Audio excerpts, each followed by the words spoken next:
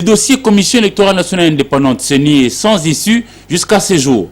Les députés nationaux qui ont, avec l'opinion nationale, fait les constats du blocage dans le choix par le chef des confessions religieuses évoluant en RDC doivent s'y pencher pour son dénouement, car la CENI reste le sujet pour lequel tous les Congolais voudraient comprendre qui de X ou Y choix devrait être publié comme successeur de Corneille Nangaa Yobel à la tête de la CENI.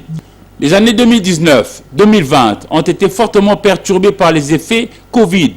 Maintenant qu'il y a relance de l'économie au niveau mondial, en plus de l'embellie de prix de certaines matières premières de la RDC qui procurent de devises au trésor public, à quoi va ressembler le budget national pour l'exercice 2022? Les priorités, bien que diverses et variées, l'on peut le classer en 3 secteurs. L'éducation avec la détermination affichée pour consolider la gratuité de l'enseignement primaire dans les réseaux officiels. La sécurité. Ici, le Parlement, mieux l'Assemblée nationale par exemple, aura fort à faire avec la restauration de la paix dans l'Est de la République démocratique du Congo. L'état des sièges en Ituri et au Nord Kivu devra être abordé pour plus de clarté, surtout que le résultat, après 7 fois consécutives de prorogation, continue à diviser les Congolais. Et 3, la santé. Il y a eu une série de mesures, notamment pour empêcher la propagation du coronavirus. Faut-il le maintenir ou faut-il encore les assouplir? Dans ces cas, l'on évoque l'évaluation, chemin faisant, de toute l'action de l'appareil exécutif national. Attendons voir. Autre chose à présent dans ce journal, une cinquantaine de commandants et des magistrats militaires sont à l'école de lutte contre les violences sexuelles au sein de FARDC durant 2 jours. Une formation organisée par la commission de lutte contre les violences sexuelles au sein de FARDC avec l'appui du Bureau conjoint des Nations Unies aux droits de l'homme. Reportage. Les auteurs de violences sexuelles, des droits de l'homme et du droit humanitaire international doivent être réprimés au sein des forces armées à cette période de l'état de siège. En Ituri, cheval de bataille du commandant suprême des forces armées, Félix Antoine Tshisekedi Tshilombo, dans le cadre de sa politique de tolérance zéro immédiate. Voilà ce qui justifie l'organisation d'un atelier de sensibilisation de 2 jours à l'intention des commandants d'unité et des magistrats militaires. Leitmotiv pour le secrétaire de la commission de lutte contre les violences sexuelles et commandant second du service de la communication et de l'information des forces armées, le colonel Batabombi Apanza Daniel, de rappeler à l'assistance le bien fondé de cette formation. Je saisis par conséquent cette occasion pour rappeler à toutes et à tous que la politique de tolérance zéro contre tout comportement déviant reste démise au sein des forces armées, quel que soit le grade militaire revêtu par le présumé auteur de l'acte. Aujourd'hui, c'est une action de sensibilisation qui nous rassemble dans ce cadre de cette activité liée à la mise en œuvre de la campagne SIPO évoquée. Le vice-gouverneur de l'Ituri, le commissaire divisionnaire Alonga Boni Benjamin, qui a présidé la cérémonie, a appelé les participants de capitaliser les acquis de cette formation dans leurs unités respectives. Dirais-je juste un rappel, car parler d'une formation, c'est un peu trop en globalisant, mais je préfère mieux faire un rappel de notions que nous connaissons déjà, étant donné que les violences sexuelles, la répression des violences sexuelles sont contenues dans l'arsenal juridique de notre droit que nous appliquons aujourd'hui. Notons que cette formation sera sanctionnée par un acte d'engagement et d'honneur de respecter et d'appliquer les mesures de prévention et de répression des violences sexuelles au sein de l'armée. Et dans le cadre de l'assainissement de la ville de Kinshasa, la police nationale congolaise a procédé à la casse ainsi qu'à la chasse de vendeurs illégaux à la place Kitambo Magasin. Avant cette action, le commissaire provincial de la police, le commissaire divisionnaire adjoint Silvano Kassungu, avait effectué une descente de sensibilisation à cet endroit le vendredi dernier. Suivez. Kinshasa, place Kitambo Magasin. Le commandant de la ville a réuni ses hommes pour une opération de sensibilisation.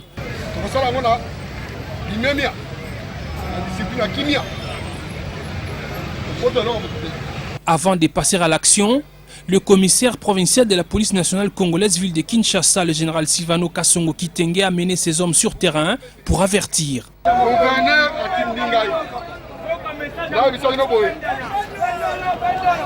À partir de donc côté 40, l'espace à l'État. Ils allaient, décision, il y a gouverneur. Tantiki vino kola lelo. Na lobby samedi.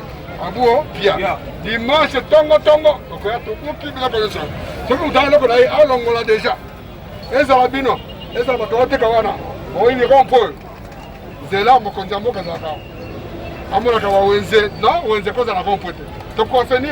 Plusieurs vies humaines sont exposées au danger à la place Kintambo à Gazin, au-delà de l'insalubrité causée par les vendeurs qui envahissent ces lieux.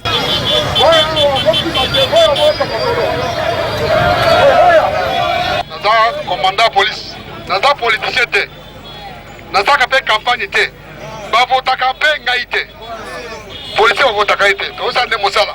Soka accident samia, ou tu as l'équipe tu kamoke kodia, ou monique. Alors, c'est qu'on dirige la prévention. De prévenir Bino, de façon pour se tout garder. La gare de Kintambo est aussi envahie. Le général Silvano Kasongo a personnellement sensibilisé les occupants illégaux à libérer cet endroit.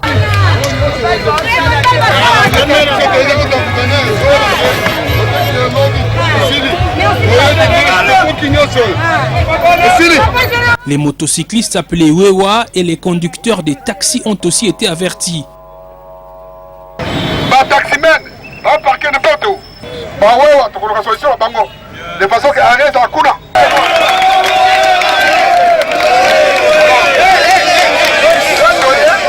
La démarche du commissaire provincial de la police rentre dans le cadre de l'assainissement de la ville de Kinshasa, commencé par la commune de la Gombe, mais qui s'étend dans toutes les autres communes de la capitale. Le général Kasongo avait dans sa suite le coordonnateur du programme Kinbo Peto.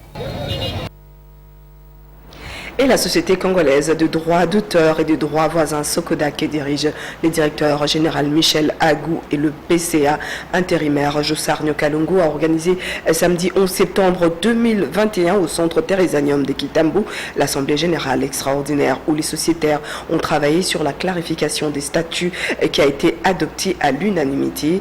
Patrick Borel-Mukendi et Guy Mawizi. L'Assemblée générale extraordinaire tenue samedi 11 septembre au centre Thérésanium de Kitambo par les responsables, sociétaires et coopérateurs de la Société congolaise des droits d'auteur et droits voisins Sokoda en sigle a eu pour mission de remettre cette société sur les rails statutaires pour répondre aux exigences et aspirations des artistes.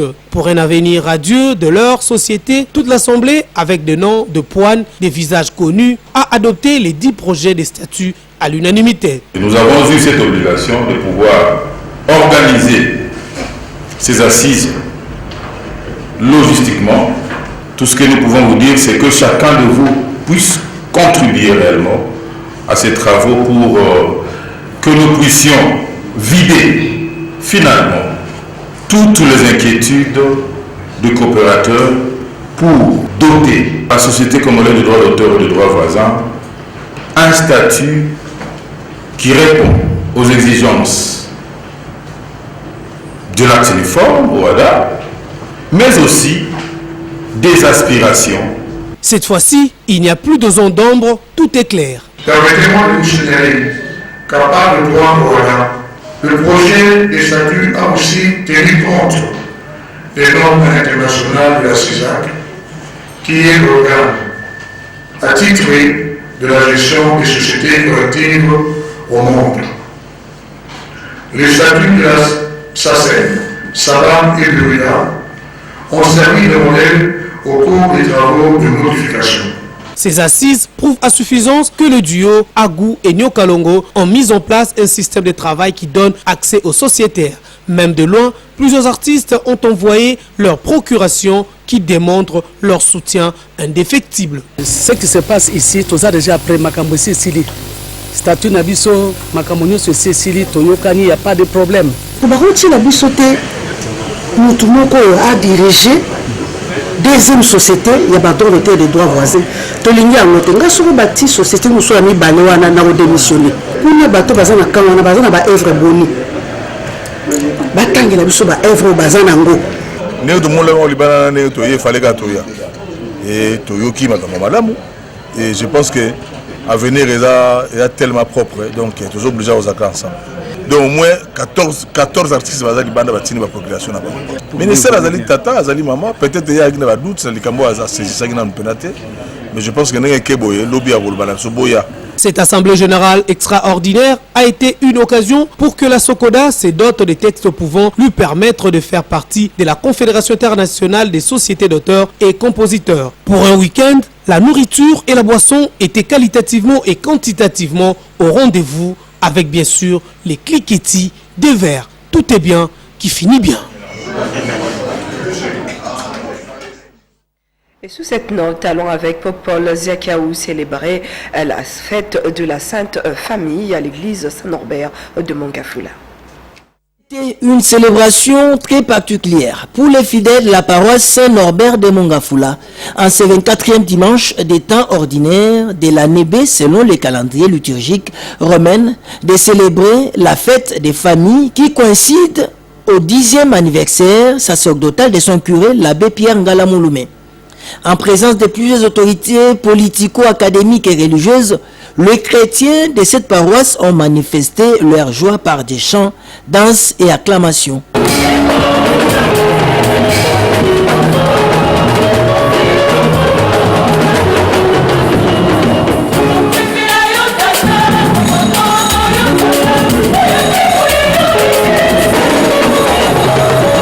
Dans son homélie, l'officiant a exhorté l'Assemblée à renoncer à elle-même, en ajoutant que la vie de tout chrétien doit être animée par l'Esprit du Christ, guidée par la parole du Christ et être orientée par l'Esprit du Christ.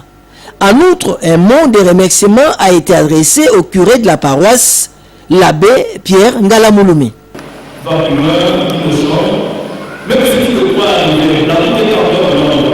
Et c'est là à l'horizon que se trouve la vraie fraternité, la vraie amitié dans le Christ Jésus.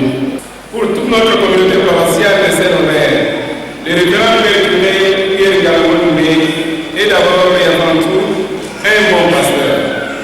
Toujours à l'écoute de cette équipe, travailleur infatigable, il caresse une forte envie de voir toujours notre paroisse aller de l'avant. Pour clôturer cette journée mémorable, des cadeaux ont été remis au curé de la paroisse, l'abbé Pierre Ngalamouloumé, à l'occasion bien sûr de cette célébration des familles en ce 24e dimanche d'état ordinaire de l'année B du calendrier liturgique. Actualité vue par les autres. Aujourd'hui, Béni Mungenza et Pati Mbouzi ont tendu leur micro à Jean-Désiré Moukins, journaliste de Bossolo TV.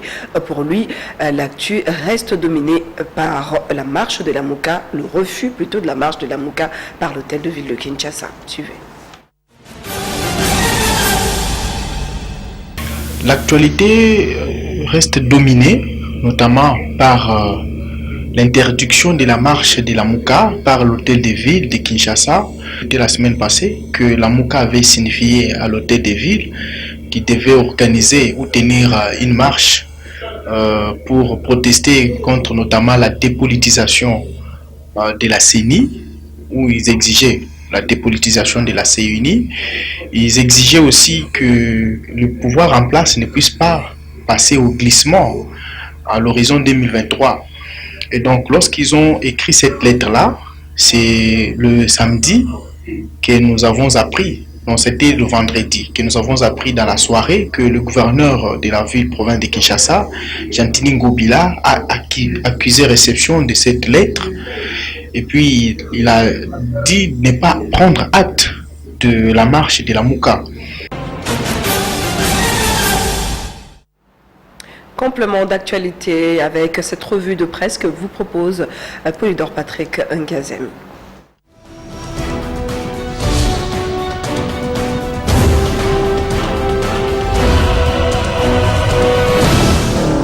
Cette nouvelle semaine démarre sur fond de tensions au sein de l'Union sacrée de la Nation. Il n'y a pas de fumée sans feu, écrit Econews, qui renseigne sur des tensions rampantes au sein de l'Union sacrée de la Nation. Elles sont telles que le président de la République a dû postposer les nouvelles nominations dans les entreprises publiques. Dans cette plateforme, indique le trait hebdomadaire, ses alliés accusent son cabinet de prendre le dessus sur d'autres institutions en faisant tourner un gouvernement parallèle qui exerce sa mainmise sur tout.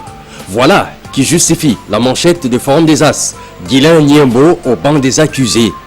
Forum des As qui rappelle que cette pratique n'a pas commencé hier. Déjà, sous le président Joseph Kabila, on a déploré à tort ou à raison l'existence d'un gouvernement parallèle. D'abord avec le 1+4, ensuite avec les différents gouvernements qui ont suivi.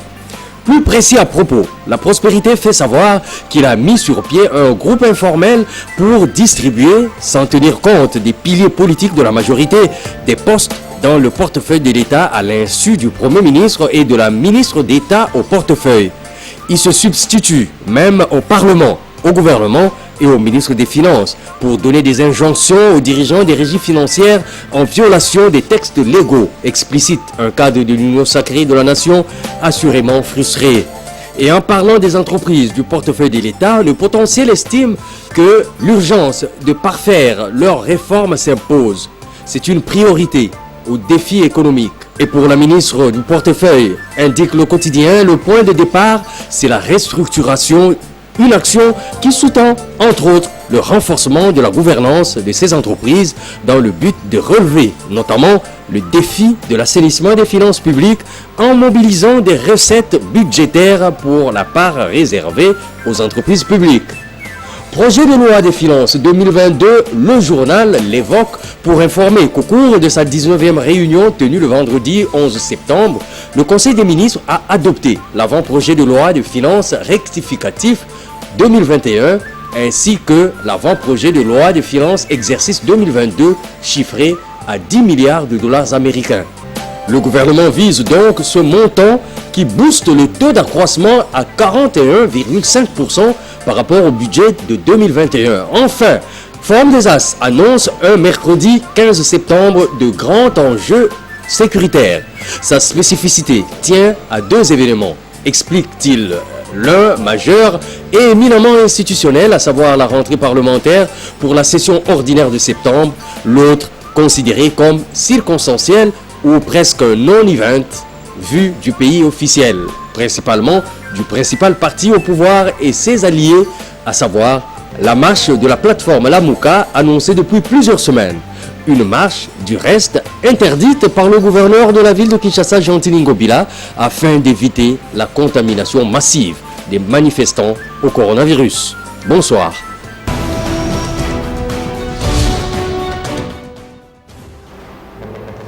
Et voilà, fin de ce journal télévisé, mais avant de la clore complètement, le sommaire. Le couple présidentiel a reçu le dimanche 12 septembre à la clinique présidentielle de la Cité de l'Union africaine sa première dose du vaccin contre la Covid-19. En mission humanitaire et de solidarité, une délégation de l'Union africaine reçue ce lundi 13 septembre par le Premier ministre Jean-Michel Sama Lukonde Kyenge pour éviter la pré-éruption volcanique de Nyiragongo. Ce journal est enfin terminé. Si vous l'avez aimé, dites merci à Papi Katassi qui a été au Forum Moulin pour vous le produire. Merci aussi également à toute l'équipe de la rédaction.